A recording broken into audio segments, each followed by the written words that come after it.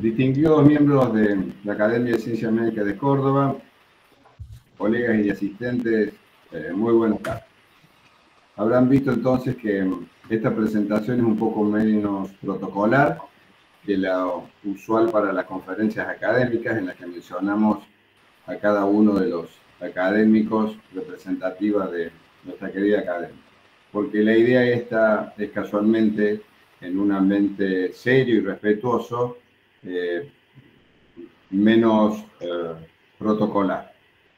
Es un honor para nosotros darle la bienvenida a esta primera actividad que conocemos como webinar, primera experiencia en la academia, que hemos titulado Diabetes 2025, temas relevantes. Espacio entonces que nos convoca hoy para profundizar aspectos cruciales y particularmente actuales de una enfermedad que continúa desafiando a la medicina y a la salud pública mundial. En esta jornada académica y en este estilo entonces que inauguramos, contaremos con la valiosa participación de destacados expertos que abordarán temas de enorme trascendencia para el manejo y la prevención de la diabetes. El doctor Enrique Majul nos introducirá a Alianza Terapéutica del siglo XXI, profesionales de la salud más inteligencia artificial contra la diabetes. Un enfoque seguramente innovador que resaltará la integración de la tecnología y el conocimiento humano para optimizar los tratamientos.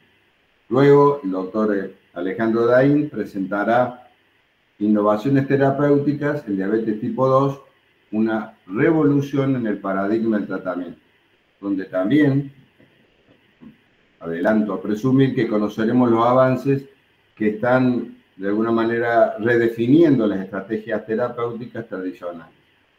Y finalmente la doctora María Eugenia Lozano nos guiará a través del desafío de la prevención de amputación en el pie diabético, enfatizando seguramente la importancia de la prevención como un eje sustancial, fundamental, para mejorar la calidad de vida de nuestros pacientes diabéticos. Quiero expresar mi más sincero agradecimiento al coordinador académico, el doctor Jorge Weidman, por su excelente organización desde el primer momento y liderazgo que han sido, sin ninguna duda, claves para la concreción de este evento. Y desde luego también extendemos nuestro profundo reconocimiento a cada uno de los disertantes, cuyo compromiso y conocimiento enriquecen enormemente nuestra formación continua y seguramente potencian el impacto de nuestras intervenciones clínicas hacia adelante. Y particularmente también agradecerle este permiso para poder grabar la actividad para que otros miembros puedan disfrutar de eso. Confiamos sinceramente que esta nueva incorporación como herramienta que es el webinar será un espacio entonces de aprendizaje significativo donde la actualización científica y la reflexión crítica se unan para fortalecer nuestro compromiso por la atención integral, en este caso de las personas con diabetes. El doctor Weidman entonces hará ahora las presentaciones curriculares, coordinará la actividad y sobre el final hará la integración y eventualmente coordinará las reflexiones, las preguntas que hubiera al respecto. Doctor Jorge Weidman. Gracias, Cayetano.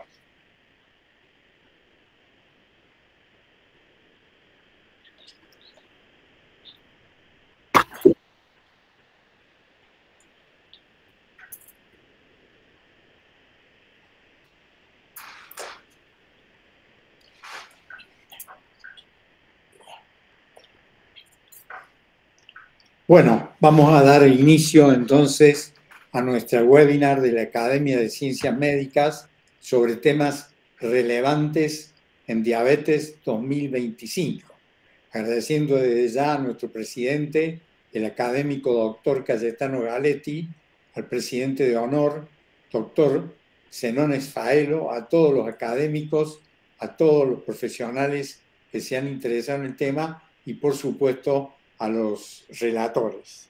Y para iniciar voy a mostrar los últimos datos emitidos por la Federación Internacional de Diabetes, la IDF. Perdón un segundito.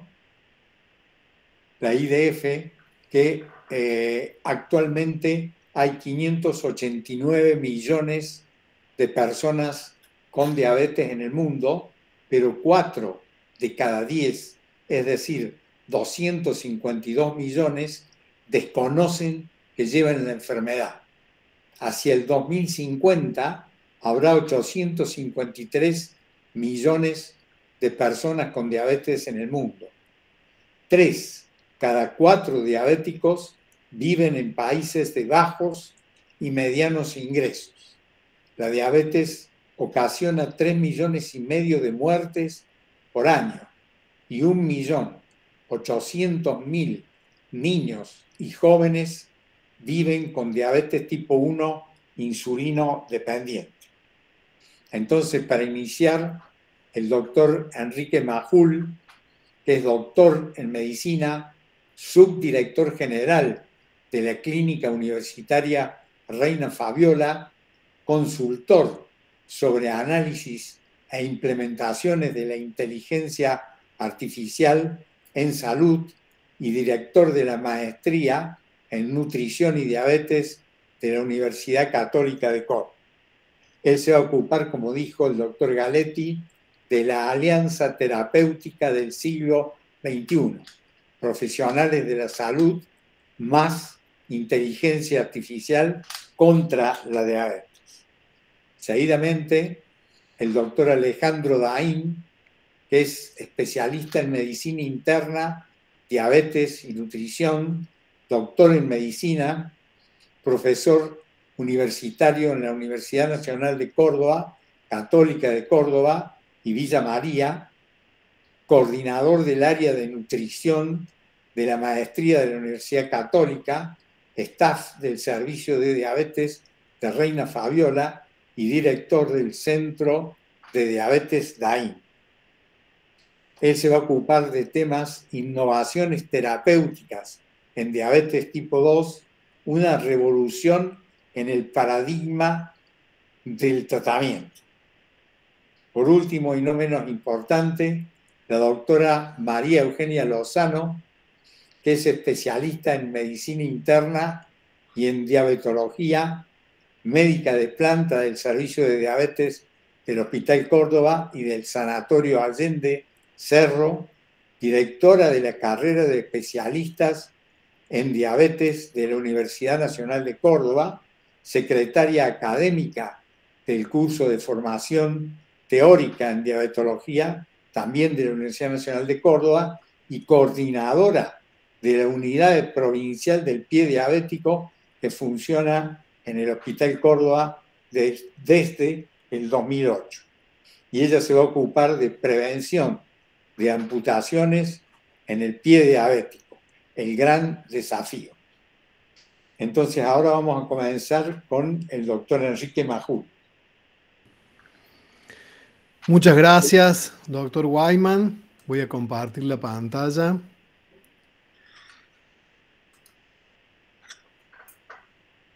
Ahí está. Ahí está. Bueno, muchas gracias a todos. Muchas gracias al doctor Wyman por la convocatoria, al doctor Galetti y a todos los académicos. Y muchas gracias por poner estos temas que tienen tanta relevancia, tanto como es diabetes, como es el impacto que está teniendo la inteligencia artificial en lo que hoy podemos considerar más allá de la medicina, pero obviamente que en el campo médico se va afianzando y va creciendo cada vez más. Voy a hacer un breve repaso antes de entrar directamente en diabetes para darnos cuenta del tema y cómo está impactando en todo nivel. Para este tema no tengo ningún conflicto de interés y esto que se viene hablando mucho actualmente tiene ya más de 70 años. Allá por la década del 50 hubo un científico, Alan Turing, que sacó esa publicación que ven ahí. En esa publicación, recuerden que en esa época empezaban a aparecer los primeros computadores, los primeros ordenadores, y él planteaba que estos ordenadores resolvían un problema cuando eran entrenados por una persona, y en el caso que tuviéramos dos problemas, íbamos a necesitar dos ordenadores entrenados por dos personas. Y así en forma lineal. Entonces, él plantea en este paper si en vez de hacer eso no podíamos entrenar o tener un cerebro o algo que pueda tener de inteligencia en la máquina. Pero no plantea el tema de inteligencia artificial, sino que lo deja como una nueva paradigma que podría aparecer a partir de que estas máquinas empezaban a resolver problemas. Recién en el año 56 se reúnen una serie de científicos en un lugar que se llama Dartmouth, que arman un taller, y ahí acuñan el concepto de inteligencia artificial. Empiezan a pensar cómo desarrollar esto y recién por los años 2000 esto tuvo mayor crecimiento. Entre el año 50 y el año 2000 ocurrió lo que se llamó los inviernos de la inteligencia artificial. ¿Y a qué se le llamó los inviernos? Que hubo dos inviernos. En general había mucho interés en desarrollar todo esto, pero las máquinas no daban abasto, no podían soportar. Yo lo comparo como cuando nosotros queremos abrir varias ventanas y ver un video y poner música y empieza el relojito de la máquina porque la memoria y todo no lo soporta. Y eso les pasaba a ellos cuando querían tratar de desarrollar estos conceptos que tenían en la cabeza en las máquinas y se perdía interés. Así que recién en el año 2000 empezó a mejorar esto, pero recién en el año 2017 gente de Google, que eran ingenieros estos que están acá, sacan esta publicación que se llama La atención es todo lo que usted necesita, y acá es donde elaboran un concepto que se llama los transformers. Esos transformers, para hacerlo simple, era como simplificar esta inteligencia artificial en lo que sería el entrenamiento, para que dé respuestas, para que pueda ayudar. Algo que previo a eso era muy complicado. Nosotros quisimos hacer algo con anatomía patológica allá por el año 2014, y tanto el costo de entrenamiento como las bases de datos y todos eran de muy alto costo. Entonces era bastante complicado. Y esta gente lo quiere como mejorar o simplificar, lo llevan a Google, pero cuando lo llevan a Google, ellos le dicen muy lindo, pero bueno, vamos a ver si lo usamos un poco para nuestro buscador, y no le dieron importancia.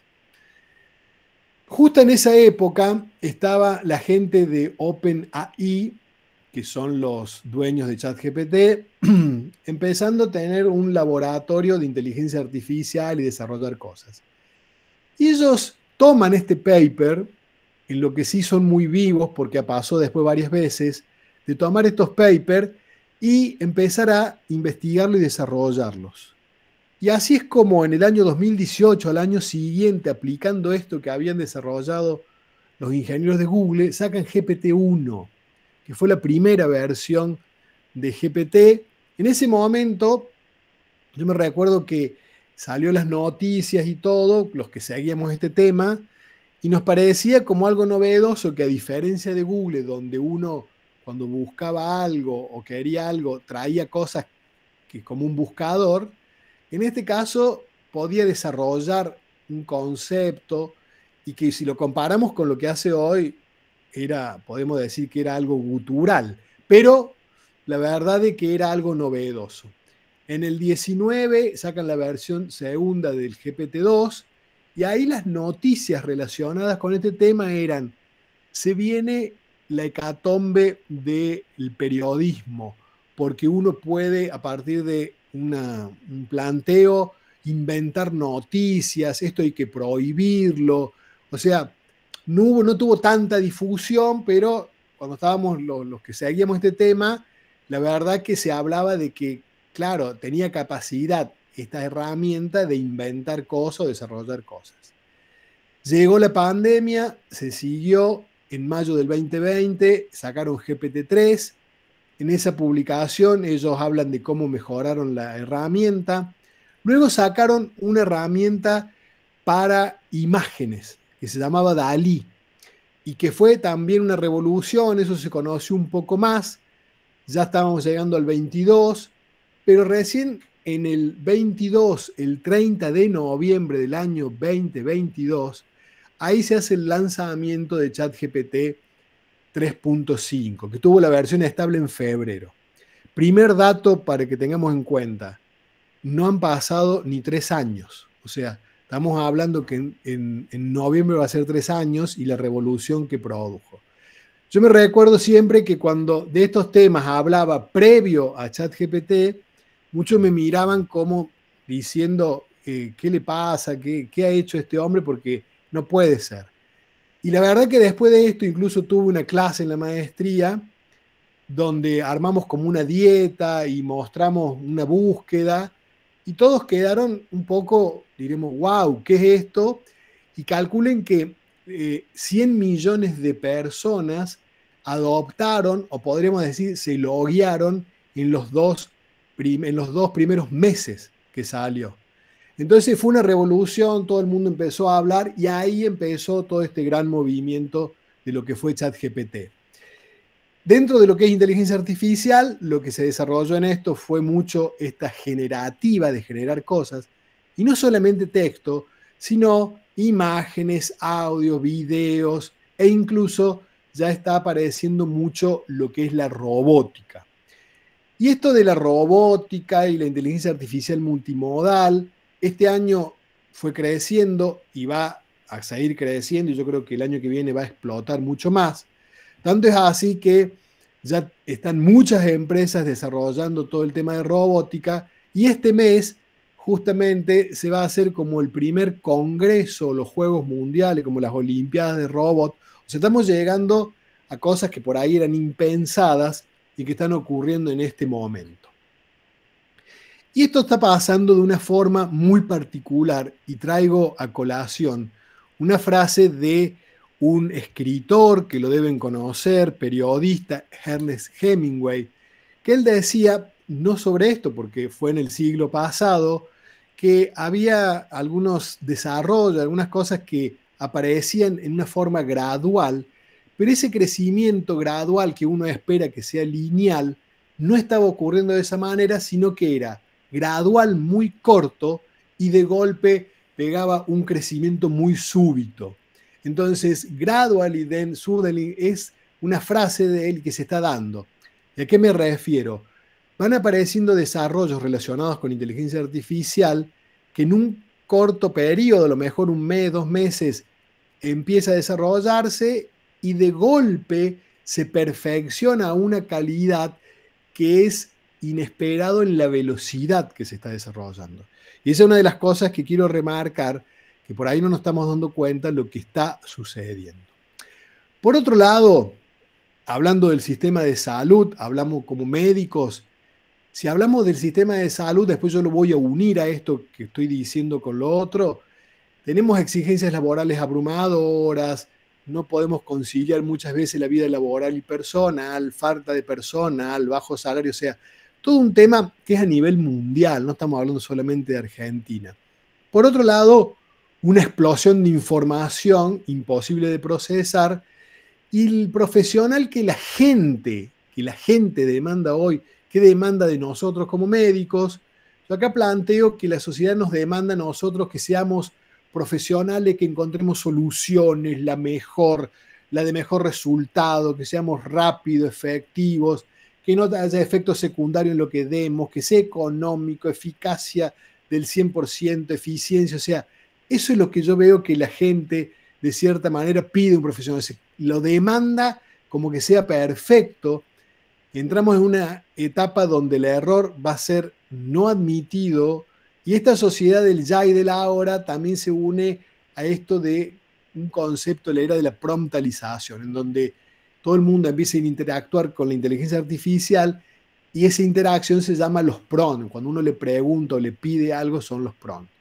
Entonces, me pregunto, ante esta demanda, ¿la inteligencia artificial nos va a poder ayudar en todo esto?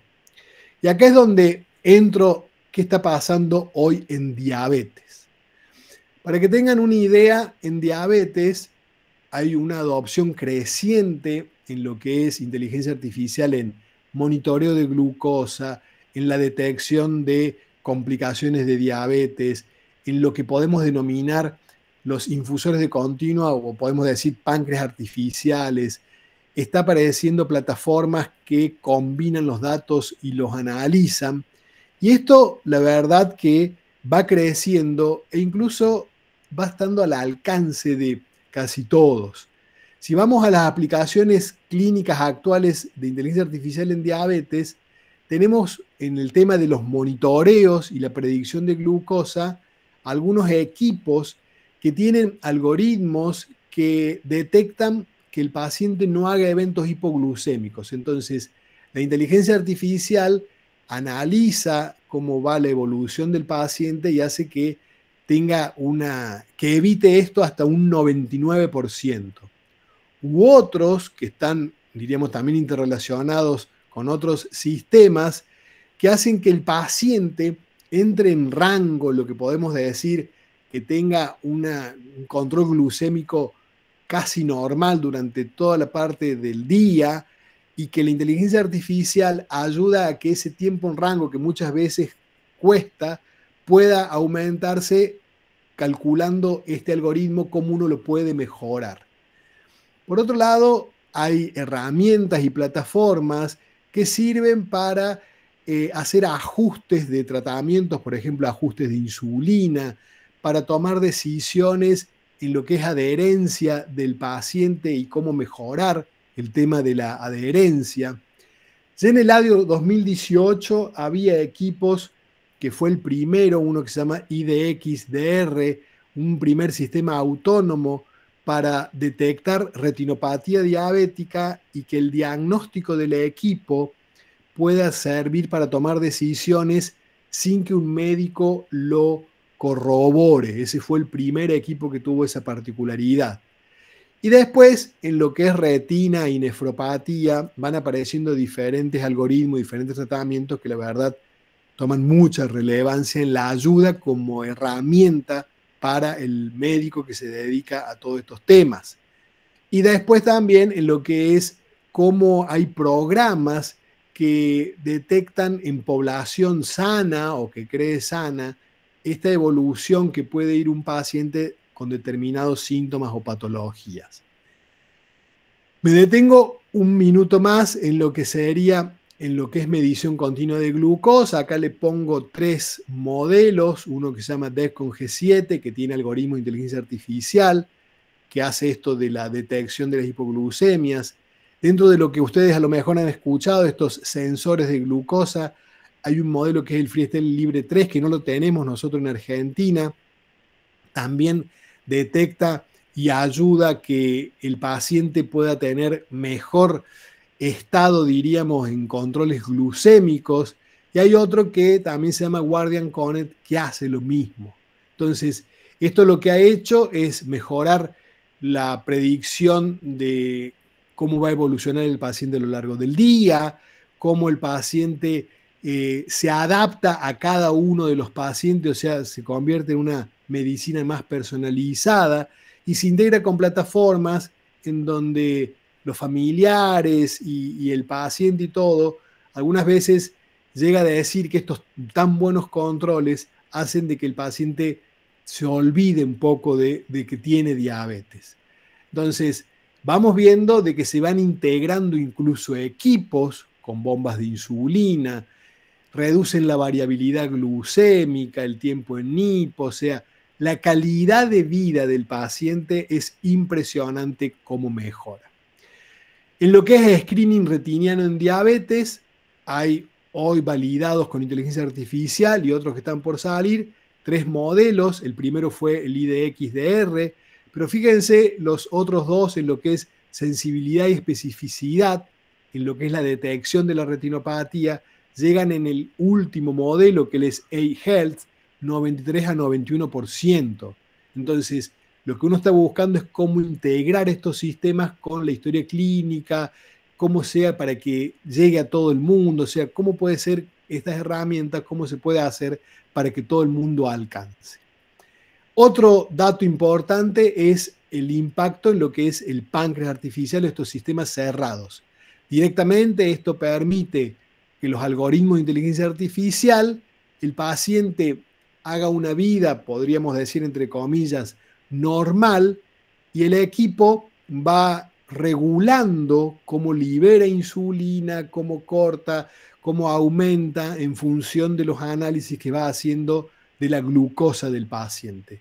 Acá tenemos 3 modelos que están acompañados de inteligencia artificial y que hoy verdaderamente han cambiado la vida de los pacientes que pueden acceder a estos equipos. Principalmente mucho se utiliza más en pediatría que en la parte de adultos, y la verdad que tanto el paciente como la familia agradece cuando puede acceder a cualquiera de estos equipos, porque le da mucha libertad en el manejo de su enfermedad.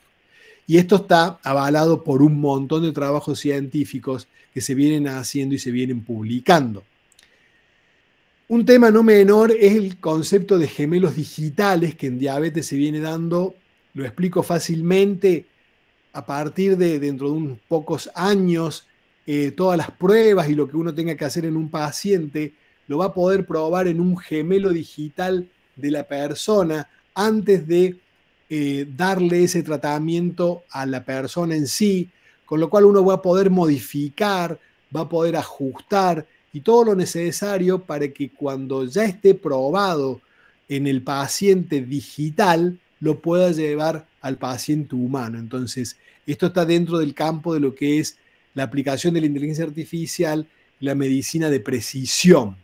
Y acá tenemos un montón de casos de estudio validados, muchos en Estados Unidos, fíjense ahí en Johns Hopkins, que la verdad, por ahora sí necesitan mucha supervisión humana, pero van dándole una calidad de vida impresionante a los pacientes.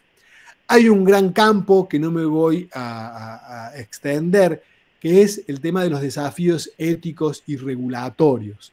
Y eso se viene dando en algunos países más que en otros, pero es uno de los temas que tiene más desafío a la hora de ir implementando todas estas tecnologías.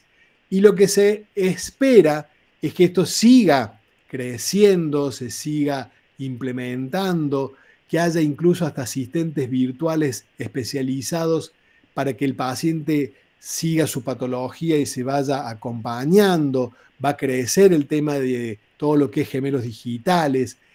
Va a haber nanosensores implantables para el seguimiento. O sea, toda una serie de temas relacionados con inteligencia artificial que va desde la prevención hasta el tratamiento crónico, pasando por todas las etapas de un paciente con esta patología. Y voy cerrando ya para ir terminando. Algunos temores y desafíos que trae la inteligencia artificial: el tema del acceso, el tema de la falta de regulación y política en muchos lados, privacidad y manejo de datos, el sesgo en la inteligencia artificial, la transparencia y la responsabilidad legal de quién es, la dependencia tecnológica, ética y autonomía, que no haya una despersonalización del cuidado y cómo las grandes empresas tecnológicas se van metiendo en esto. Pero por otro lado, va a ser mala praxis si no consulto con la inteligencia artificial dentro de unos meses, dentro de unos años. Yo creo que hay especialidades que sí, por los avances que está teniendo. Al agregar esta herramienta, ¿debería aumentar la calidad? Creo que sí. ¿Cómo la integramos en la formación de los médicos de grado y posgrado? ¿Cómo lo venimos haciendo? ¿Cómo va a afectar la formación práctica de los futuros profesionales? ¿Y cómo conservar y potenciar la interacción humana a pesar de todo? Y para esto yo traigo un concepto que se los quiero compartir, que para mí tenemos que empezar a hablar de la consulta aumentada. ¿Qué es la consulta aumentada? Acá tienen un personaje que pregunto si alguien lo vio escribiendo. Siempre está en la cabecera del paciente, hablando con el paciente y todo. Y la gente de Microsoft acaba de sacar en marzo un programa que estuvo ya en fase de prueba, que lo que hace es dejar que el médico trabaje con el paciente, haga su consulta sin que tenga que escribir absolutamente nada. Esta computadora con inteligencia artificial va captando todo y va logrando que se pueda hacer la anamnesis, se pueda ir sugiriendo tratamientos, diagnósticos. O sea, sería como tener a alguien que va tomando apunte de toda la consulta.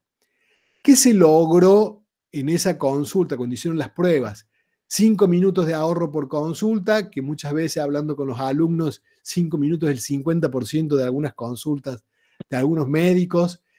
Logró que los médicos tengan mejora en el equilibrio entre la vida laboral y personal del clínico, reducción de sentimiento de agotamiento y fatiga, y esto la verdad que me llamó mucho la atención. Los pacientes que encontraron al médico en donde no tenía un teclado, no tenía una pantalla, sino que lo miraba a los ojos, encontraron que su médico es más agradable y conversacional, o sea, estaba sentado y lo miraba al frente.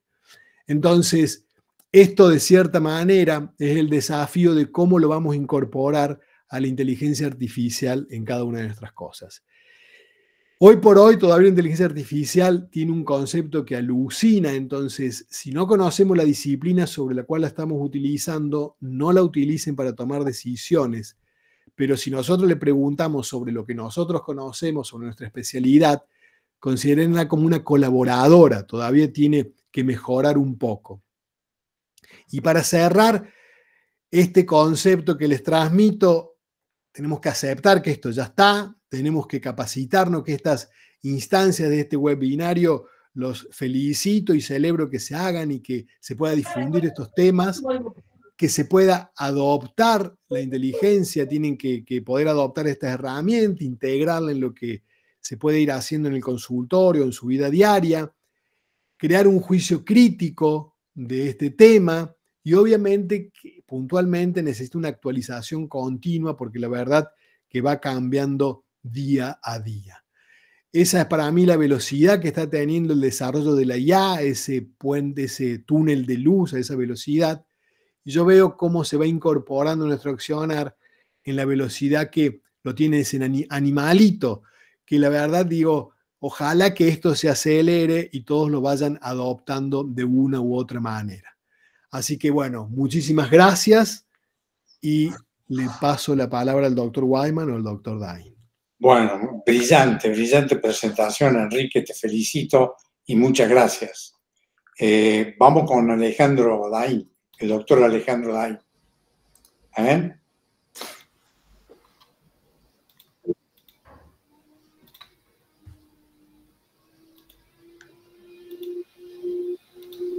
Bueno, buenas tardes a todos.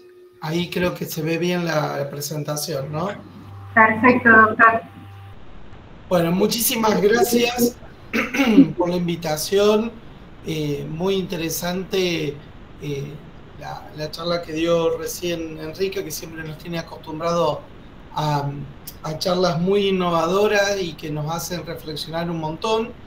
Yo quiero agradecerle a la academia y fundamentalmente al doctor Wyman por la invitación, siempre proponiendo ideas innovadoras también, ideas que tienen que ver con traernos a la reflexión y a la discusión, cuestiones que son comunes, pero que la visión nos hace que empecemos a plantearlo también de una manera diferente. Yo voy a hablar sobre innovaciones terapéuticas en diabetes tipo 2, fundamentalmente agonistas del receptor GLP-1, agonistas duales, y qué rol tiene todo esto hoy en diabetes. Quiero agradecer a la Academia de Ciencias y fundamentalmente al doctor Wyman, del cual aprendí y aprendo siempre, con mi más sincero agradecimiento de haber sido su primera camada junto con el doctor Majul en especialistas en diabetes, que me ha cambiado la vida profesional, así que como siempre agradecido al doc y para mí es un gusto compartir este tiempo con todos ustedes. ¿De qué vamos a hablar en estos minutos? Vamos a hablar un poco de por qué prescribir hoy estas moléculas, por qué prescribir agonistas GLP-1, qué es lo nuevo que se viene con respecto a los agonistas duales y triples, cuáles son los beneficios de estas combinaciones, qué es lo que nuevo que podemos lograr y que no hemos logrado con drogas anteriores, cuáles son los pacientes candidatos y cuáles son los desafíos a futuro.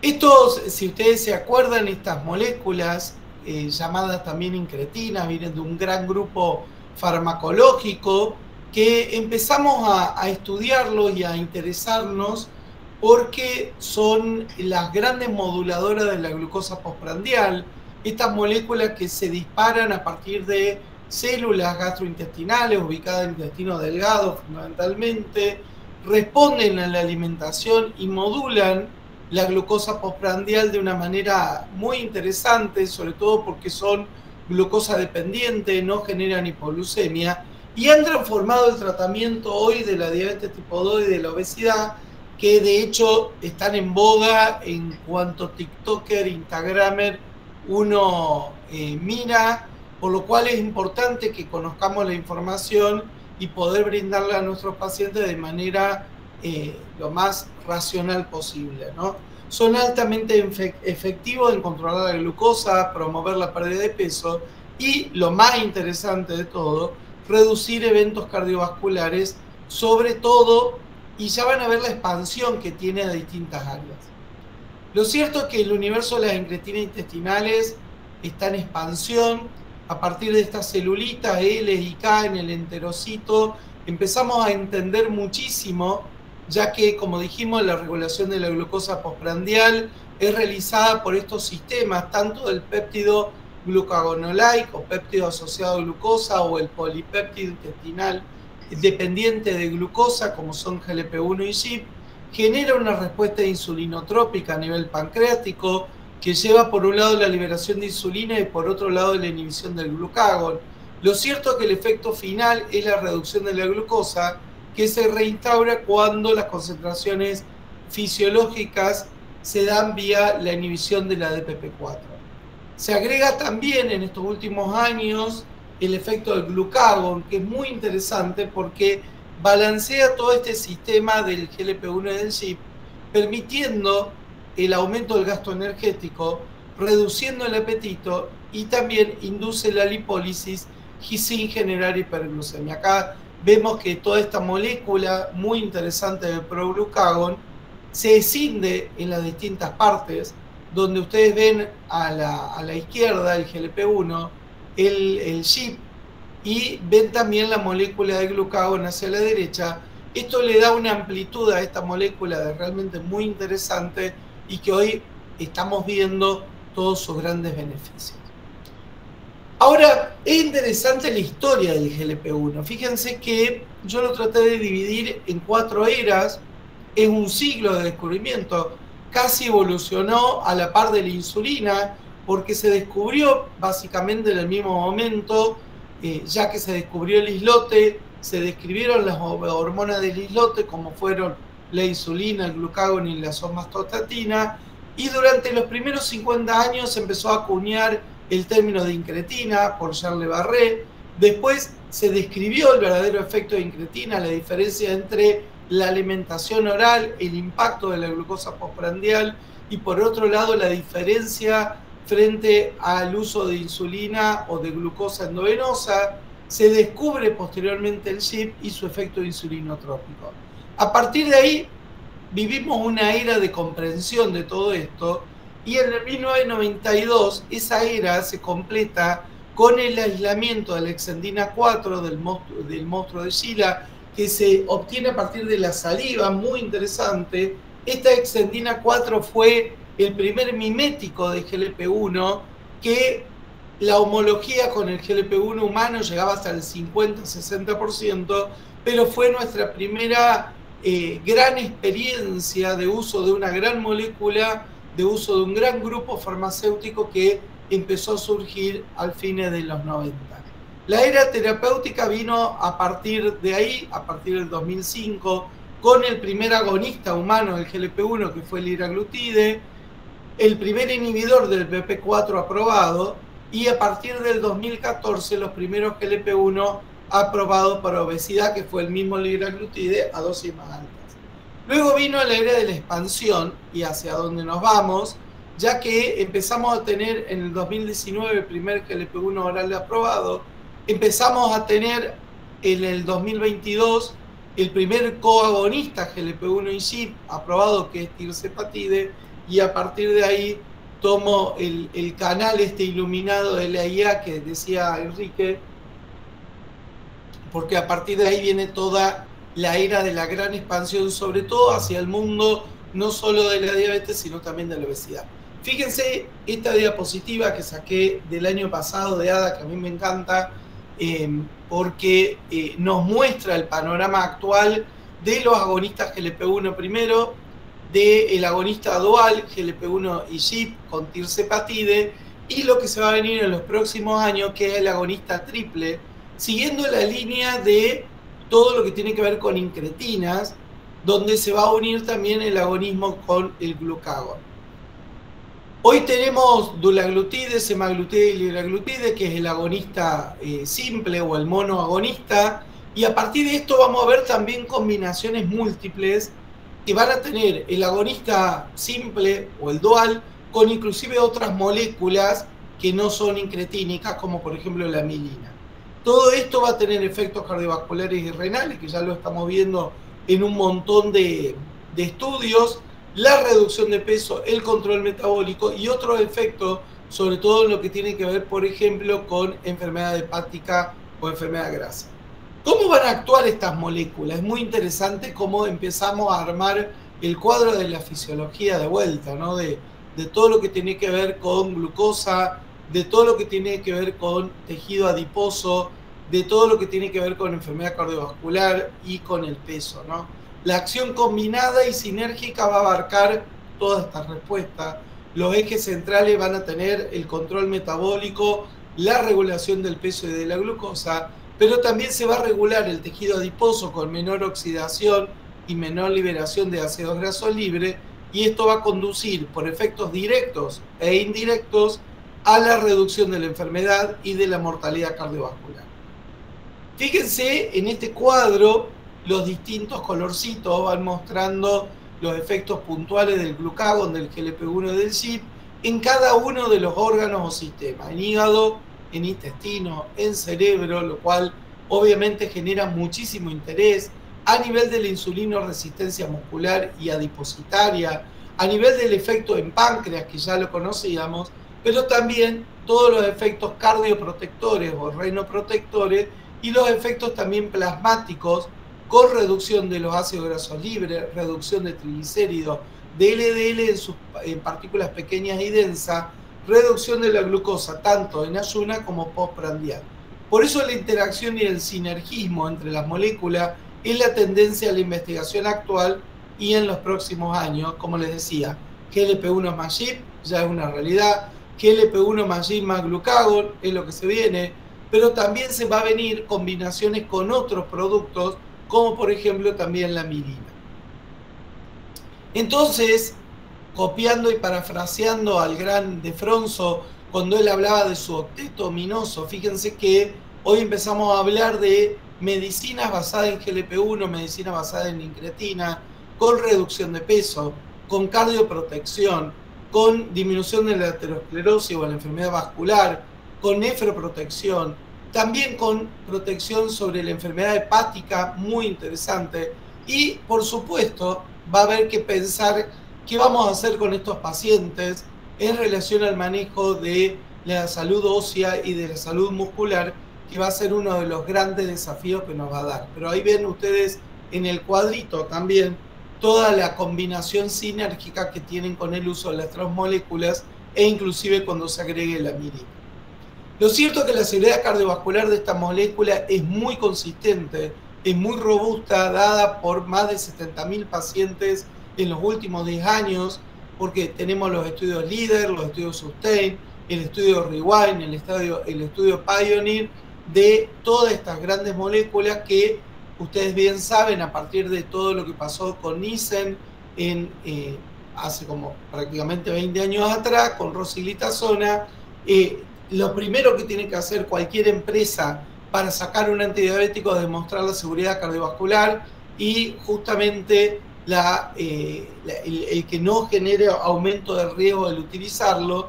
Por eso todos los CVOT que se van haciendo a partir de ahí con los agonistas GLP-1 son sumamente robustos. ¿Cuáles son los interrogantes que vamos a tener que enfrentar próximamente? Primero, hacernos estas 4 preguntas. ¿Qué tipo de agonista voy a usar? ¿Cuál va a ser más adecuado y para qué tipo de pacientes? ¿Cuáles van a ser las características específicas de pacientes que van a influir en la elección del tratamiento? Porque van a convivir los monoagonistas, los agonistas duales y los agonistas triples. Y no necesariamente el más grande se va a comer a los más chicos, por lo menos no en los primeros años. ¿Qué beneficios adicionales podrían esperarse más allá del control glucémico? ¿Y cuáles van a ser las posibles indicaciones futuras que podrían cambiar con el manejo de ciertas condiciones? Por ejemplo, a mí se me ocurrió pensar hoy con lo que tenemos a mano con respecto a GLP-1, con respecto a duales que van a estar entrando en el mercado argentino entre octubre y noviembre, y por supuesto los de fase 3 vamos a tener que esperar un poquito más, pero el peso va a ser definitorio. Va a ser definitoria los datos de enfermedad cardiovascular, como hablábamos recién. Semaglutida y dulaglutida hoy tienen una evidencia cardiovascular muy sólida que puede ser indicación para el paciente con diabetes y sobrepeso, obesidad leve, que no tenga enfermedad cardiovascular establecida como un dato muy importante. El paciente B podría ser el de obesidad severa, con tirsepatide, con distintos intentos fallidos. Inclusive hoy se empieza a ver como una combinación o inclusive un tratamiento farmacológico que le haga frente a la cirugía bariátrica. Habrá que ver en qué lugar también va a quedar la bariátrica en todo esto. La enfermedad cardiovascular establecida en pacientes con diabetes va a seguir prefiriendo probablemente semaglutida, dulaglutida y liraglutida hasta que tengamos más cantidad de estudio, y también la nefroprotección. Para esto tenemos tablas comparativas muy interesantes con liraglutida, semaglutida, dulaglutida y tirsepatide, que es el agonista dual, donde vamos viendo el enfoque de protección cardiovascular, la primera línea ideal, la prevención primaria. Lo interesante son los estudios que ya están viniendo, como el SELECT en semaglutide de 2.4, donde se ve la traducción del efecto de semaglutida de los estudios de SUSTAIN hoy al estudio SELECT en reducción del impacto cardiovascular. Y también vemos los estudios SURMON y SURPASS, CVOT, que son los estudios con tirsepatide, que ya les voy a mostrar que abren todo un camino bastante interesante, pero que todavía faltan algunos datos, sobre todo en lo que tiene que ver con reducción de riesgo cardiovascular. Lo importante es que no existe un GLP-1 malo, todos son superiores al placebo por lo que les mostraba. La adherencia es muy importante, siempre titular e iniciar con dosis muy baja, evaluando la respuesta sin apurarnos. Lo cierto es que lo que se vienen son los triple agonistas, más opciones orales post-semaglutide oral, algoritmo basado ya en biomarcadores, indicaciones expandidas en hígado graso y en neuroprotección, y el gran tema es la reducción de los costos, que por supuesto es la gran limitante. Acá tienen los estudios del SURMON 1 y el SURPASS CVOT, que tienen que ver en pacientes con enfermedad, con diabetes, enfermedad cardiovascular establecida, y en pacientes con obesidad sin diabetes, donde ya empezamos a ver los primeros datos en resultados cardiovasculares que no son sorprendentes, pero que los tenemos que ver escritos.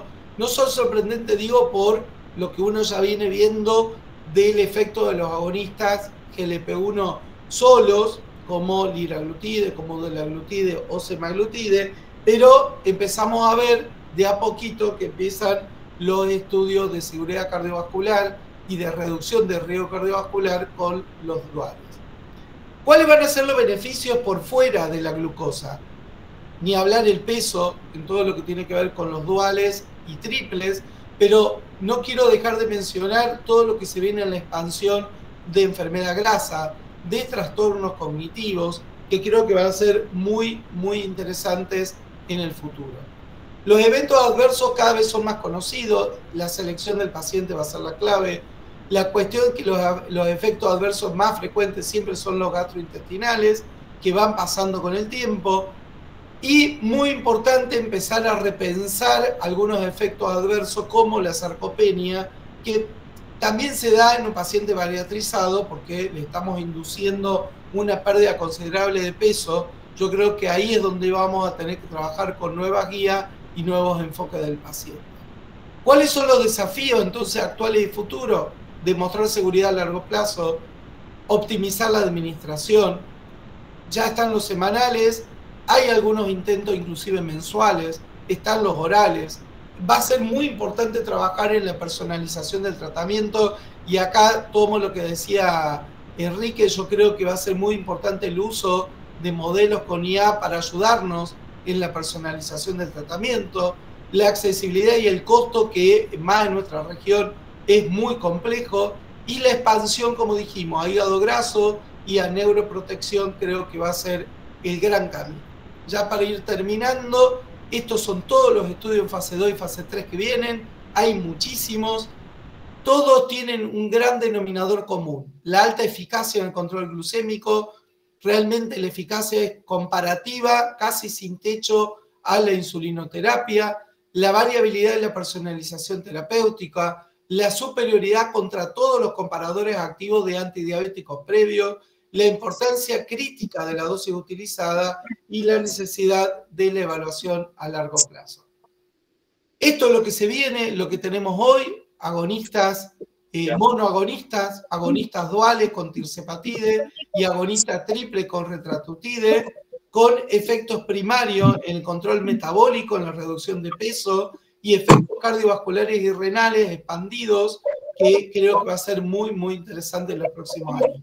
Por eso lo que vemos hoy es prácticamente la punta del iceberg. Lo que se va a ver a partir de ahora es muy interesante, vamos a tener que ayornarnos mucho a partir de tirzepatide, que ya es un hecho, y a semaglutida en 2.4 miligramos por obesidad. Se va a sumar cagrisema, que es la unión de GLP-1 con amilina, el orfoglipron, que es el GLP-1 oral, que es una molécula muy pequeña, sin síntomas gastrointestinales, que está dando muchísimos buenos resultados en reducción de peso, casi el 15%. El masdutide, que es GLP-1 con glucagón, sobre todo para enfermedad hepática. Y ustedes ahí ven en fase 2 muchísimas otras drogas que se vienen en desarrollo. Entonces, para concluir, acordarnos que estas drogas tienen beneficios comprobados ya desde los monoagonistas, que van más allá del control glucémico, incluyendo la reducción de peso, la protección cardiovascular y la nefroprotección demostrada. La investigación actual amplía potenciales indicaciones hacia trastornos neurológicos, enfermedad hepática metabólica, enfermedades vasculares periféricas, mostrando realmente un potencial promisorio en un futuro muy cercano. La selección va a tener que hacerse con características individuales, condicionado especialmente como obesidad severa, enfermedad cardiovascular establecida y riesgo renal. La combinación dual y triple va a ser una nueva frontera en diabetes y en obesidad, optimizando el manejo personalizado y ampliando la eficacia terapéutica, sobre todo en pacientes hoy complejos o refractarios al tratamiento convencional. Así que muchísimas gracias por la escucha activa. Ahí le dejo un QR con bibliografía. Si alguien quiere escanear, igual queda la grabación. Ustedes escanean y pueden descargar el material utilizado para la presentación. Muchísimas gracias nuevamente a la academia y al doctor Weidman por esta hermosa invitación. Excelente, Alejandro, realmente muy, muy buena presentación. Te agradezco mucho, igual que Quique. Bueno, ahora vamos con María Eugenia Lozano. Así es, doctor, voy preparando mi presentación. Bueno, creo que ahí se ve, ¿no es cierto? Sí, perfecto, doctora. Bueno, buenas tardes a todos, bienvenidos a todos. Antes que nada, bueno, agradecer a la Academia de Ciencias Médicas por la convocatoria, al doctor Posetano Galetti, su presidente, y a todos los miembros. Y bueno, en especial al doctor Jorge Weidman, mi maestro y el de muchos de los que estamos conectados hoy acá. Para mí es un honor poder participar de este encuentro y, bueno, junto también a grandes colegas como Alejandro y como Enrique. En esta oportunidad voy a hablar un poco sobre esta problemática que es el pie diabético. La idea es contarles un poco nuestra experiencia en la Unidad Provincial de Pie Diabético que tiene lugar en el Hospital Córdoba, en el Servicio de Diabetes. La clase, bueno, se titula Prevención de amputaciones en pie diabético, el gran desafío. Vamos a tratar de averiguar si es así realmente. Primero, para empezar, siempre es importante, digamos, recordar algunos conceptos fundamentales. El Grupo Internacional de Trabajo de Pie Diabético define el pie diabético como toda infección, ulceración y o destrucción tisular que se encuentra siempre o casi siempre asociado a neuropatía y o enfermedad arterial periférica y que sucede por debajo del tobillo en las personas que padecen diabetes. En el último reporte de la Federación Internacional de Diabetes, la prevalencia de pie diabético es de aproximadamente 6,3. Esta prevalencia varía según las regiones en donde nos encontremos, siendo en general mucho mayor en los países en vías de desarrollo. La incidencia del pie diabético sigue en aumento, sí, esto no ha cambiado en los últimos años y de hecho continúa en aumento y se debe fundamentalmente a dos motivos. Uno, a que bueno, la prevalencia de diabetes sigue en aumento y otra, a que la expectativa de vida de los pacientes con diabetes también ha aumentado. Por lo tanto, la posibilidad, digamos, de que los pacientes padezcan complicaciones, entre ellas la del pie diabético, es mucho mayor. La Organización Mundial de la Salud prevé que el 25% de las personas con diabetes van a desarrollar una úlcera o una lesión a lo largo de su vida. Ya entrando un poquito más en lo que son las amputaciones del pie diabético, sabemos que es una de las complicaciones más temidas por los pacientes, junto a la posibilidad de ceguera o a la posibilidad de entrar en diálisis, digamos, son quizá las tres complicaciones a las que más le temen nuestros pacientes cuando debutan con una diabetes o cuando empiezan con las primeras complicaciones. Más del 50% de las amputaciones no traumáticas se deben a las amputaciones producidas en pacientes con diabetes.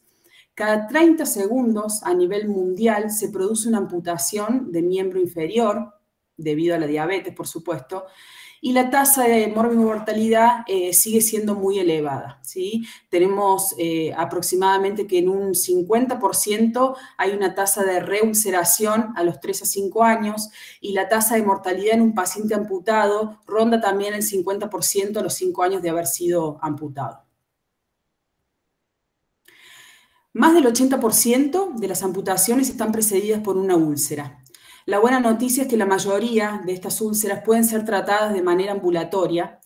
En su mayoría, el componente que predomina es el componente neuropático. En alrededor de un 45% de las úlceras son neuropáticas puras y en el 45 al 50% el componente neuroisquémico está presente.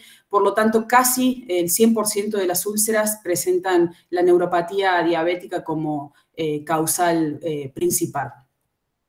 Cuando hay aparición de úlcera o de amputaciones, no hay dudas que todo esto se asocia a incapacidades físicas, a reducción de la calidad de vida, tanto del paciente como de los familiares, a incrementos en los recursos en salud también. Ya entrando un poquito y contándoles un poco algo de nuestra experiencia en la Unidad Provincial de Pie Diabético, nosotros en el primer semestre de este año tuvimos 1.061 consultas, de las cuales el 75% fueron curaciones, el 22% fueron exámenes realizados en pacientes que no tenían lesiones y se realizaron 27 baropodometrías. Cabe destacar que la unidad de pie diabético, como dijo el doctor, que funciona desde el año 2008, casi hace 20 años que se inauguró, fue creada en realidad con la, digamos, finalidad y el objetivo de prevenir las lesiones en pie diabético. Nos estamos encontrando con que casi la mayoría de los pacientes que vienen ya tienen lesiones y nos dedicamos casi todas las consultas a curaciones. Así que bueno, de eso se trata nuestra tarea actualmente en la unidad de pie diabético. Tenemos un alto porcentaje de las lesiones que se infectan antes que vienen infectadas o durante el seguimiento y una alta tasa de amputación también. La etiopatogenia de las lesiones del pie diabético sabemos que es multifactorial. A modo, digamos, de resumen, como dijimos, la neuropatía casi siempre presente, la presencia también de enfermedad arterial periférica, las alteraciones ortopédicas, un factor que prevalece también con mucha frecuencia, a lo cual se suma un evento precipitante, tanto un trauma externo como un trauma interno, ¿sí? Desde una quemadura hasta, no sé, clavarse una tachuela, el roce de un calzado inadecuado, etcétera. Hace que, bueno, en un paciente donde el gran protagonista, digamos, es la neuropatía, que provoca un pie totalmente insensible y vulnerable, aparezcan las lesiones, ¿sí? A esto se le suma que la mayoría de los pacientes tienen un mal control glucémico y es por eso, en parte, también que se producen la aparición de las complicaciones crónicas, que genera, entre otras cosas, alteraciones inmunológicas, ¿sí? Con lo cual conllevamos al riesgo de infecciones y bueno, demás complicaciones. Y hay un factor que siempre lo mencionamos también en pie diabético, que es la negligencia, un factor que lo vemos también con mucha frecuencia, y cuando hablamos de negligencia del equipo de salud, que presenta una inercia, digamos, al momento de tomar conductas, por falta de conocimiento, de educación, etcétera, y una negligencia también muchas veces por parte del paciente, que minimiza la situación, que, no sé, se saca un callo, manipula un callo con algún instrumento, en los familiares que también dilatan, en la suspensión de medicamentos como son los antibióticos. Todas estas situaciones hacen que tengamos mayor posibilidad, digamos, de amputaciones en estos pacientes. Rápidamente les cuento un poco cómo son las vías de desarrollo para las úlceras del pie diabético, y acá estamos hablando de una lesión neuropática pura, prácticamente, en donde sabemos que en un pie totalmente insensible, como dijimos, donde el gran protagonista es la neuropatía, se presentan presiones anormales en el pie, con la formación, digamos, de un callo inicial, superficial, que con el correr del tiempo, el trauma genera, digamos, una hemorragia subcutánea que al removerse el callo, ya sea de manera manual por parte del paciente o en alguna consulta por parte del equipo médico, etcétera, aparece por debajo la úlcera neuropática típica del pie diabético. En este estudio que realizamos hace algunos años, que habla sobre los factores de riesgo asociados al desarrollo de úlceras en pacientes con diabetes tipo 2, un estudio que fueron de 7 años de experiencia, pudimos evaluar que en casi 3.000 pacientes con diabetes tipo 2, al momento de la primera consulta y el primer examen que se hacía el paciente en la unidad de pie diabético, el 35% ya presentaba una lesión en su pie, el casi 15% presentaba algún grado de infección y el 35% alguna alteración vascular. Por otro lado, cuando le realizamos por primera vez el examen neurológico, el 72% presentaba algún grado de neuropatía, leve, moderado o severo, el 9% ya presentaba alguna amputación, mayor o menor, y el 31% alguna alteración ortopédica. ¿Cuáles son los factores de riesgo para úlcera y amputación? Esto lo dicen los diferentes estudios, las diferentes guías, y lo vemos con frecuencia, digamos, en nuestras consultas. Es mucho más frecuente en hombres y en pacientes con diabetes tipo 2. En hombres fundamentalmente por 2 o 3 factores. Uno de ellos es porque, bueno, la carga física que conlleva tanto laboral como, digamos, la habitual en los hombres es mayor. Y eso hace que tenga más predisposición, digamos, a las lesiones en los pies. Está demostrado también que el autocuidado en los hombres es menor en comparación con las mujeres, y a su vez también que la frecuencia con la que acuden al médico, con la que se hacen chequeos, con la que se hacen exámenes y demás es mucho menos frecuente que en el sexo femenino, ¿sí? Por el otro lado, en diabetes tipo 2, fundamentalmente porque, bueno, sabemos que la diabetes tipo 2 también se asocia a múltiples factores de riesgo también, como es la dislipemia, la obesidad, el tabaquismo, etcétera, que hacen que también sean parte, digamos, de la fisiopatogenia de las lesiones y de las amputaciones. Los pacientes con edad avanzada también tienen más riesgo de ulceración y de amputación. Aquellos que tienen más duración de la diabetes, un control glucémico deficiente, como dijimos anteriormente, la presencia de neuropatía diabética y enfermedad vascular arterial, que está presente en la mayoría de los pacientes, una historia previa de lesiones, como dijimos, un paciente que fue amputado o que tuvo una úlcera tiene una alta tasa de reulceración y de reamputación, y la falta de cuidado y examen regulares de los pies. Por otro lado, y lo que vemos con mucha frecuencia, sobre todo los que trabajamos en los hospitales públicos, es que la condición social baja, el nivel educativo bajo y el estado nutricional deficitario de nuestros pacientes hacen que el riesgo de lesiones sea mucho mayor.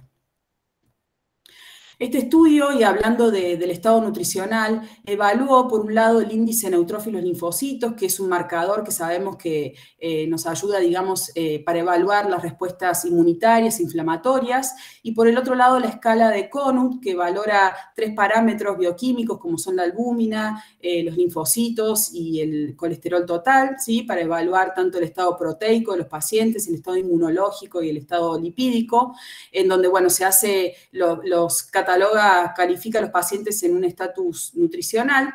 Este estudio demostró que la proporción de pacientes con índice neutrófilo linfocito elevado y puntuación de Conut alta fue mayor en el grupo con amputación que en el grupo sin amputación, ¿sí? Por lo tanto, el estado nutricional es un factor relevante también al momento de la aparición, de la perpetuación en el tiempo y de la posibilidad, digamos, no solo de úlcera, sino de amputación.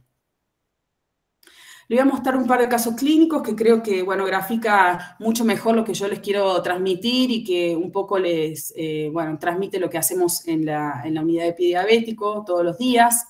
Este caso se trata de un hombre de 61 años, diabético tipo 1 de los 20 años de edad, en tratamiento con insulinoterapia, tenía una neuropatía periférica severa, con pulsos periféricos presentes, una ceguera bilateral, un pie de Charcot de 8 años de evolución, con un hallux deformado y dedos en garra. Como podemos ver, consulta por lesiones por roce de calzado en el primer y segundo dedo, con un edema del hallux izquierdo y secreción purulenta en el borde interno. Tenía 13.000 blancos con una PCR elevada y una eritrosedimentación también elevada. Ahí podemos ver en la foto de la derecha las flechas, las 2 lesiones que presentaba el paciente al momento de la consulta. Este paciente pudimos confirmar con la placa que tenía una osteomielitis, ¿sí? El dedo en salchicha es un equivalente clínico, digamos, a la presencia de osteomielitis. Se le indicó ciprofloxacina, clindamicina, que es un esquema antibiótico que usamos con mucha frecuencia, sobre todo apuntando, digamos, a las infecciones del hueso, con mala respuesta, empeoramiento de los síntomas y fiebre a la semana. En este caso se derivó para internación, recibió antibiótico parenteral y ahí sí tuvo mejoría clínica. Al alta continuó con antibiótico vía oral, trimetoprim sulfametoxazol, más ciprofloxacina y luego minociclina. Cumplió en total 3 meses de antibiótico. Ustedes saben que las osteomielitis requieren de tratamientos antibióticos prolongados y recibió el alta infectológica. El caso clínico número 2 es de un hombre de 58 años que tiene diabetes tipo 2 desde hacía 12 años en tratamiento oral glimepirida y metformina. Tenía una neuropatía periférica también severa que consulta por una lesión en el borde externo del hallux derecho, como podemos ver en la foto, producido por roce de calzado, con una úlcera de 1,5 centímetros de diámetro, sin signos de infección al momento de la primera consulta. Se realizaba curaciones diarias con colagenasa y cloranfenicol, que es un ungüento que utilizamos con mucha frecuencia también en pie diabético. 2 meses después presenta secreción seropurulenta, como vemos en la foto, y el signo de estilete positivo, que es otro de los signos, digamos, que nos permite diagnosticar osteomielitis, ¿sí? Se tomó muestra para cultivo, en este caso tuvimos posibilidad de tomar una muestra para cultivo. La radiografía presentaba también signos de osteomielitis, un laboratorio con una eritro y una PCR elevada. También se inició de manera empírica la ciprofloxacina, clindamicina hasta obtener los resultados del cultivo. Recibimos, por suerte, un estafilococo aureus multisensible. Digo por suerte porque estamos en una región donde hay alta frecuencia de estafilococo meticilino resistente. Este paciente tuvo muy buena respuesta, cumplió 45 días con este esquema antibiótico, ciprofloxacina, clindamicina, y luego se indicaron 30 días más con minociclina. Actualmente presenta la lesión cicatrizada y recibió el alta infectológica. Con esto entonces nos preguntamos si es posible tratar el pie diabético sin cirugía y la respuesta para nosotros es sí, es posible evitar amputaciones y evitar, digamos, cirugías mayores en pacientes. El objetivo principal para nosotros es ese, el de evitar las amputaciones, ¿sí? Con los tratamientos médicos que podamos implementar con lo antes posible, ¿sí? Pero bueno, también sabemos que el tratamiento tiene que ser individualizado, cada paciente es distinto, la respuesta terapéutica de cada paciente es diferente, las posibilidades, digamos, terapéuticas también son distintas en cada paciente. Para eso también nos tenemos que manejar y trabajar siempre con un equipo multidisciplinario. Es imposible realizar, digamos, la prevención de amputaciones si no trabajamos en equipo. Todo el equipo de salud tiene que estar comprometido y así trabajamos nosotros en la Unidad Provincial de Pie Diabético. Como dijimos, nuestro principal objetivo es el cierre de la úlcera y evitar amputaciones, pero más allá del cuidado de la lesión, que es fundamental y es muy importante, debemos tratar los procesos patológicos subyacentes, ¿sí? Si el paciente está malnutrido, si tiene edema, si tiene factores de riesgo cardiovasculares, debemos controlar mejor su diabetes, debemos tratar los aspectos psicosociales. Son todos factores fundamentales para poder llegar a una buena evolución y a una prevención de la amputación, que es nuestro mayor temor, ¿sí? Para poder prevenir el pie diabético, miren qué simple, un examen anual en todos los pacientes con diabetes desde el momento del diagnóstico en diabetes tipo 2 y a partir de los 5 años del diagnóstico en diabetes tipo 1. Tan simple, pero tan difícil de lograr en todo este tiempo, ¿sí? Es muy difícil, digamos, que logremos que los médicos revisen los pies de nuestros pacientes en las consultas. La educación diabetológica, ¿sí? Para el equipo de salud, para los pacientes, para los familiares, es fundamental también, no hay duda de eso. El control de la diabetes y de los factores asociados, como dije anteriormente, y las medidas ortopédicas necesarias para corregir cualquier cuestión ortopédica que, como vimos, es un factor fundamental también muchas veces a la hora de producirse las lesiones. Para ir finalizando, entonces, nosotros debemos reunir una serie de condiciones para el manejo adecuado de las lesiones, si no, no vamos a poder llegar nunca a un buen puerto. Entre ellos, tener conocimientos en común, ¿sí? Todo el equipo de salud debemos tener estos conocimientos en común en relación, en este caso puntual, al pie diabético, un lenguaje en común, tanto con el resto del equipo de salud como con los pacientes, ¿sí? Tratar de transmitirles a los pacientes y a los familiares lo que nosotros necesitamos que ellos realicen para que se hagan las curaciones, el reposo y todo lo que tengan que hacer de manera adecuada. Un sentido compartido de la urgencia, todo el equipo de salud debemos conocer muy bien cuándo derivar, cuándo no, cuándo podemos hacer un tratamiento ambulatorio, cuándo debemos internar. Un manejo sistemático, ¿sí? Debemos controlar de manera sistemática la evolución de esas lesiones. Y, por supuesto, el enfoque multidisciplinario tanto para el diagnóstico, para el tratamiento y para la prevención del pie diabético. Sabemos entonces que la prevención y el manejo adecuado del pie diabético pueden reducir significativamente la prevalencia y las consecuencias de esta complicación. Muchas gracias. Excelente, Eugenia, muy bueno. Gracias. Y resumen el trabajo que hacen ustedes todos los días. Así es. Bueno, abrimos la discusión al público que quiere preguntar algo. Por de pronto, me pareció interesante en su presentación, Eugenia, los pacientes que concurren al Hospital Córdoba como diabéticos y no tienen ningún síntoma ni signo en el pie diabético, y cuando son derivados a la Unidad Provincial de Pie Diabético, en un porcentaje importantísimo se descubre la presencia de neuropatía, que es fundamental en el pie diabético y en las futuras amputaciones. Así es. Bueno, las complicaciones crónicas, de las complicaciones crónicas de neuropatía, nosotros sabemos, los que hacemos diabetes, que es la complicación más silenciosa, ¿sí? Al momento del diagnóstico, entre un 6 y un 10% ya la presenta a la neuropatía diabética, y a los 10 años, más del 50% tiene una neuropatía periférica presente. Pero bueno, como dije yo, el gran problema es que no vamos en busca de eso. Es una complicación silenciosa que cuando aparece muchas veces llegamos tarde. En nuestro estudio demostramos que el 75% de los pacientes ya tenía algún grado de neuropatía cuando le hicimos el examen por primera vez, lo cual, bueno, es llamativo y preocupante realmente, ¿sí? La situación.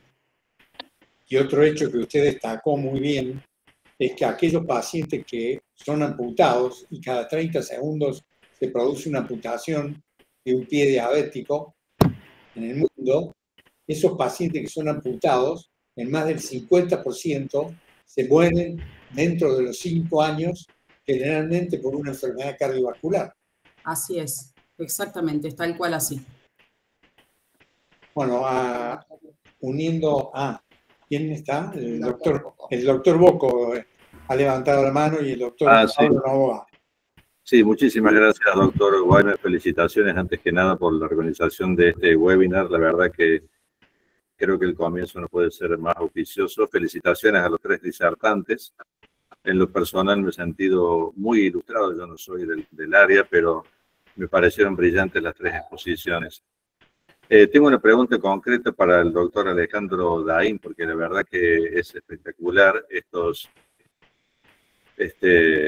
agonistas de los receptores, ¿no? De GLP-1, el efecto que están teniendo múltiples, no solo a nivel del tratamiento de diabetes, sino de todas las patologías que mencionó el doctor Daín. Mi pregunta es si con el uso se ha observado o si se puede prever algún efecto de tipo de desensibilización de estos receptores que hacen que el tratamiento vaya perdiendo efectividad, o algún otro tipo de complicación a nivel individual, por ejemplo, falta de respuesta de algunos pacientes. ¿Se ha observado ese tipo de cosas? Digo, para ver a futuro, porque ahora es realmente espectacular los resultados que están generando estos fármacos. Bueno, primero que nada agradecer los comentarios. Y es bastante cierto en este grupo de drogas. Nosotros lo venimos viendo desde el liraglutida hace muchos años, en donde uno sabe que hay pacientes por ocupación de receptores que son respondedores tempranos y pacientes que son respondedores tardíos e inclusive tardíos a altas dosis. Nosotros todavía no hay un entendimiento demasiado completo de saber por qué un paciente inicialmente, independientemente de que haga bien la dieta, la actividad física, que eso es fundamental y sigue siendo el pilar angular de todo esto, pero sacando esos datos, nosotros tenemos pacientes que responden inicialmente a dosis muy bajas, muy bien, y pacientes que responden necesariamente a dosis muy altas o después de determinado tiempo, o pacientes que no responden, sobre todo en el peso. Eso es lo que se ve en peso o inclusive en glucosa. Lo que sí homogeniza muchísimo el uso del fármaco es la reducción del riesgo cardiovascular. Independientemente del control que se logró en el descenso de peso o de la glucosa, aparentemente hay otro mecanismo totalmente diferente en lo que tiene que ver con la protección cardíaca o renal. Al menos en lo que hemos visto con liraglutida o con semaglutida, que son los más potentes en pesos. Vamos a tener que ver qué sucede con tirzepatide, que recién va a estar viniendo con el resto de los estudios más para fin de año. Okay. Perfecto, muchas gracias. Pablo Novoa ha levantado la mano. Muchas gracias, doctor Weidman. Primero, felicitar a los disertantes y a usted como organizador. Lo mío es un pequeño comentario a raíz de la presencia de tantos diabetólogos y afines al tema, y es que en el reciente Congreso Mundial de Trasplantes se acaba de presentar la posibilidad de trasplante de células beta o de inyección de células beta en el brazo de los pacientes con células beta modificadas por CRISP, que permite no ser reconocidas por los anticuerpos del organismo sin uso de inmunosupresores y mantener durante 3 meses ya a los pacientes libres de insulina mediante este tratamiento. Esto fue publicado también en la revista Science del 4 de agosto de este año y creo que es una muy buena novedad para ustedes los diabetólogos y para los pacientes a futuro, ¿no? Solamente quería dejar este comentario que me pareció importante. Es muy importante. No sé, Ale, si querés, o Quique, si quieren aportar algo.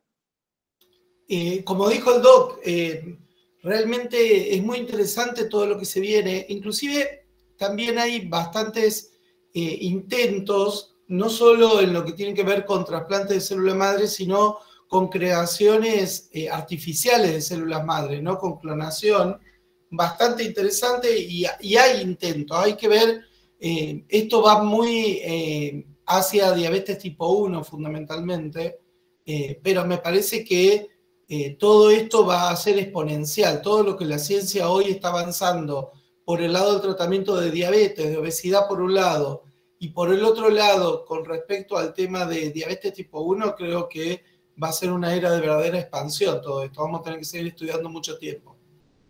Muy bien, la doctora Miras. Sí. Bueno, muchas gracias, doctor. Felicitaciones, doctor Whiteman, y a las excelentes exposiciones que hemos escuchado hoy. Un placer. Quería preguntarle al doctor Rain específicamente, los endocrinólogos pediatras siempre estamos un tanto preocupados, sobre todo por el uso de estos análogos en pediatría, y hay bastantes descripciones, aunque todavía no totalmente comprobado, de los efectos sobre autoinmunidad tiroidea en pacientes pediátricos, sobre todo adolescentes, periodo en el que encontramos con gran frecuencia pacientes con obesidad, puede tener diabetes mellitus tipo 2 y, por supuesto, tener una autoinmunidad tiroidea. ¿Cuáles son, a su criterio, los cuidados respecto a efectos adversos que sí conocemos que, por ejemplo, en cáncer medular de tiroides estarían contraindicados? ¿Cuál es su opinión? Básicamente, Doc, lo mismo que usted acaba de decir. Por ahora, la única que está autorizada en el uso de diabetes tipo 2 y obesidad en niños, sobre todo que tengan diabetes, todavía no está la autorización solo en obesidad en niños, pero sí en diabetes tipo 2 en niños, en liraglutida. Faltan las otras aprobaciones. Yo no tengo experiencia ni en niños ni en adolescentes porque veo adultos, pero sí, el gran tema de hacer una evaluación del paciente y un poco lo que hablábamos de la individualización es sobre todo descartar antecedentes familiares y personales de la posibilidad de un cáncer medular de tiroides, estudiar los nódulos en su mayoría antes de indicar estas drogas y hacer la evaluación en conjunto con el endocrinólogo si fuera necesario. El tema de la autoinmunidad o que esto desarrolla autoinmunidad, no hay demasiadas series y está un poco más tranquilo el tema, pero sí con el CA medular está totalmente descrito y hay que tener cuidado. Claro, sobre todo en la hiperplasia de células C, ¿verdad, doctor? Para hacer un seguimiento en los pacientes, sobre todo con esta condición y el uso de la medicación, ¿no? Me parece totalmente. que... Sí, totalmente. Inclusive, a mí, en lo personal, esto no hay ninguna guía, ¿no? Esto de sentido común. Cuando tengo un paciente que voy a iniciar y tiene nódulos tiroideos, la idea es estudiarlos, verlos bien en qué contexto se da. Por ahí son nódulos que con una ecografía nos quedamos tranquilos, con marcadores habituales nos quedamos tranquilos, pero si amerita estudiarlo un poquito mejor. Y bueno, yo creo también, soy convencido, y esto lo aprendí del doctor Whiteman, hay pacientes para todas las moléculas, para todas las drogas, y por ahí en los pacientes dudosos prefiero no usarlo, ¿no? Es algo que uno está más tranquilo, por más estudio, es como que por ahí queremos torcer la indicación, y no es el paciente. Con tanta obesidad y diabetes que hay, creo que tenemos para tratar a todos los pacientes sin hacernos tanto drama. Gracias, doctor. Doctor Cayetano. Bueno, Jorge, si te parece, y disculpándome de lo restante, Liliana, que tiene una pregunta, si vos estás de acuerdo, y para ir cerrando, yo haría una pregunta a cada uno de los expositores para que ellos puedan también despedirse, y después los dos hacemos un cierre.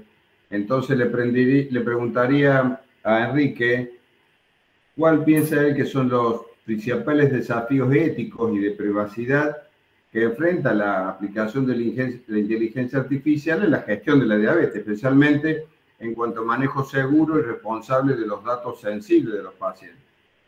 Alejandro le preguntaría, ¿cómo está impactando estas nuevas terapias combinadas tempranas, como la combinación de GLP y SGL, no solo en el control glucémico, sino también en la protección de órganos blancos más allá del cardiovascular, particularmente cerebro, riñones y el hígado, en los pacientes tipo 2, ¿no? Y a María Eugenia, finalmente, cómo están contribuyendo estas nuevas tecnologías, claramente teniendo un problema por la demora en el ingreso de los pacientes en la prevención del prediabético, pero cómo están contribuyendo las nuevas tecnologías, como la inteligencia artificial o la termografía, en la detección más temprana de la neuropatía diabética y de la enfermedad arterial periférica para prevenir la aplicación. Entonces, si te parece, Jorge, en ese orden, y de esa manera facilitamos un cierre. Bueno, perfecto. Bien. Yo también estaba por decir que era muy interesante lo de Enrique Majul en inteligencia artificial, cómo podría influir en la neuropatía diabética para evitar las amputaciones, precisamente. Perfecto. Bien. Y no lo pensamos, no lo combinamos, surgió. Bueno, antes quiero traer a colación un tema que el director Weidman fue mi director de la tesis doctoral, y en ese momento, en el año 2009, no se hablaba de inteligencia artificial, pero mi tesis fue de unos algoritmos para seguimiento de pacientes en modelos de aprendizaje. Entonces, con el doctor Jorge Weidman, que me acompañó en toda mi tesis, ya estábamos ahí trabajando con IA en el año 2009, así que también le tengo que agradecer mucho a Jorge. A ver, en primer lugar, con respecto a lo que hablamos, contesto la primera pregunta, un poco cuáles son los desafíos éticos en pacientes con diabetes, yo creo que en todos. Por un lado está el tema de lo que es privacidad y confidencialidad de los datos. Hay mucha información en los pacientes, requiere la inteligencia artificial muchos datos clínicos y que está relacionado con esto de los monitoreos de glucosa, con las bombas y la verdad que eso va a un... Digamos, cuando uno acepta utilizar todos estos dispositivos, acepta también compartir los datos, aunque sean anonimizados y todo, pero la verdad que la gente desconoce que está entrando en todo ese tema. Pero eso existe y eso lleva también a un riesgo de filtración o uso indebido de los datos y que deban cumplir ciertas normativas que la verdad que no siempre se dan. Entonces, ese es uno de los puntos principales. Por otro lado, el tema de la transparencia y cómo explicar los algoritmos. La verdad que estos algoritmos de inteligencia artificial que tienen las bombas y todo, da derecho a que el paciente entienda, aunque dentro de lo que es inteligencia artificial uno habla lo que es la caja negra. Hay cosas que ni los que programan ni nada conocen. Pero bueno, yo creo que entra la transparencia y explicabilidad de los algoritmos, es otro gran desafío.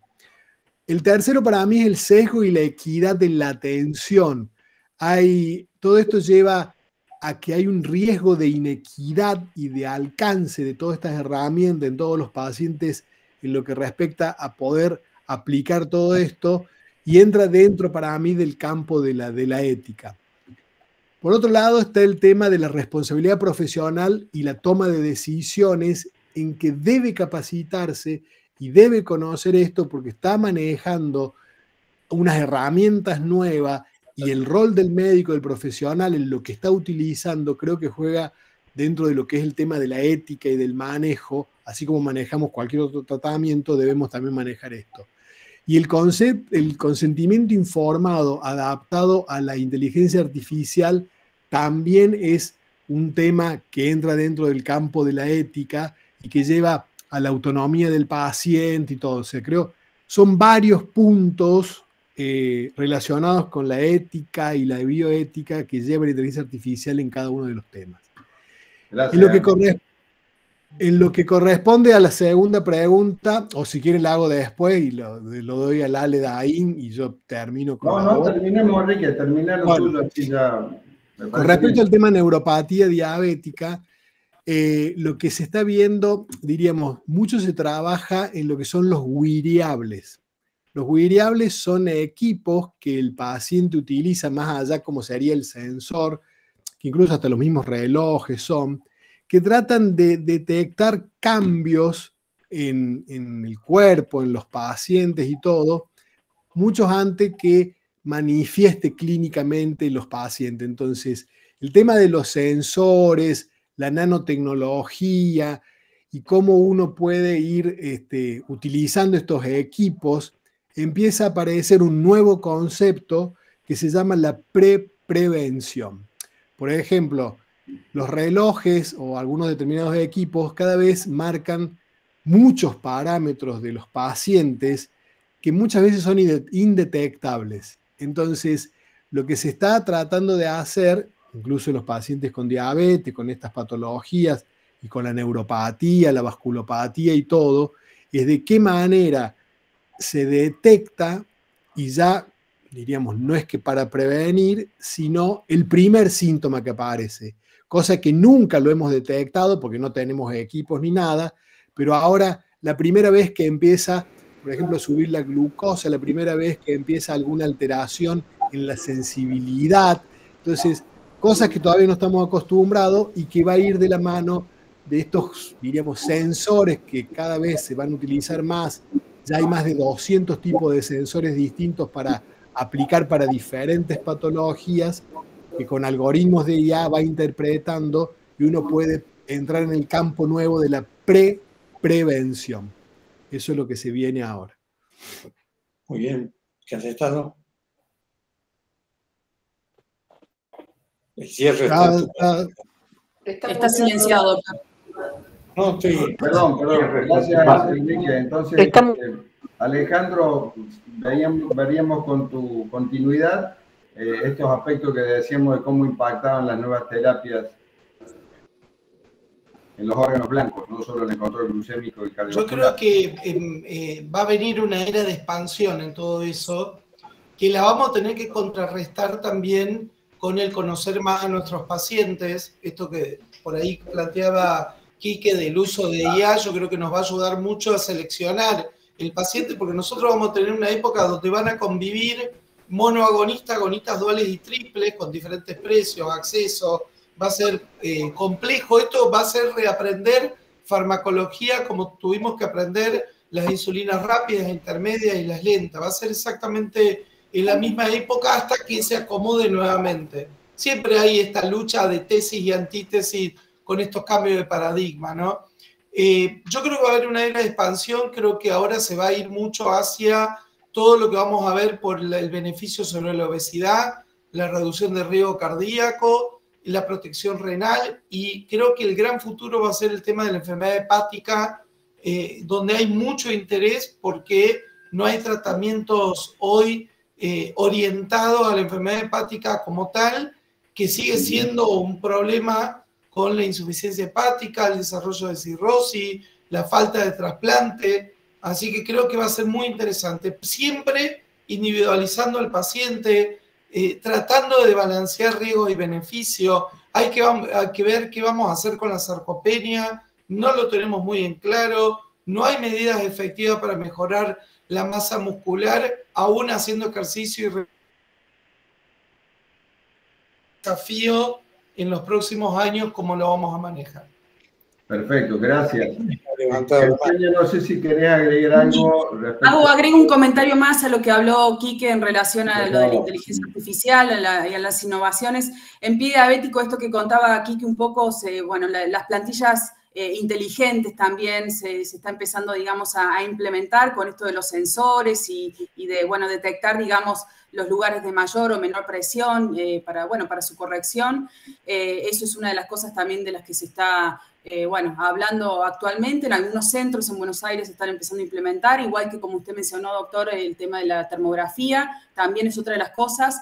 Y sumo a esto que comentaron Quique y Ale también, que en pie diabético también hay una técnica que se está empezando a implementar, que no es tan sencilla, pero que tampoco es tan compleja como otras, que es el implante de células placentarias en la zona de las úlceras, digamos. Con bancos de placenta, a través del INCUCAI. Es algo bastante interesante, innovador también, que es lo que pronto también se va a empezar a venir. Lamentablemente nosotros en la situación, digamos, en la que nos encontramos en los hospitales públicos, si bien tenemos acceso, por suerte, a muchísimas, digamos, terapias, bueno, hay otras en las que estamos un poco más limitados, pero bueno, creo que con el correr del tiempo vamos a poder implementar algunas de estas innovaciones seguramente. Muchas gracias. Me dice Jorge que estamos excedidos en tiempo, así que yo te voy a dar el cierre mientras nuestra secretaria, a la cual les agradecemos también, Celina y Sandra, exponen los certificados. Vos haces el cierre, yo solamente reitero mi agradecimiento a los 4, a los 3 expositores por su excelencia y a la posibilidad de Jorge de poder haber hecho el entramado. Así que te doy el cierre, Jorge, mientras exponemos al mismo tiempo la certificación, y te pido disculpas, Liliana, porque estamos excedidos en el tiempo. Bueno, yo, Cayetano, te quiero agradecer la confianza que has depositado en mí y, por supuesto, a la doctora Lozano, a Quique Majul y el querido Ale Daín, agradecerle enormemente haber enriquecido este evento. Así que para ellos, muchísimas gracias y hasta la próxima. Bueno, de nuevo, muchas gracias. El certificado es uno para cada uno, obviamente. Lo exponemos online y se los haremos llegar personalmente. De nuevo, nuestro agradecimiento y muchas gracias a todos por la continuidad en la exposición. Que tengan muy buenas tardes. Muchas gracias. Muchas gracias. Buen fin de semana. Gracias, excelente. Gracias.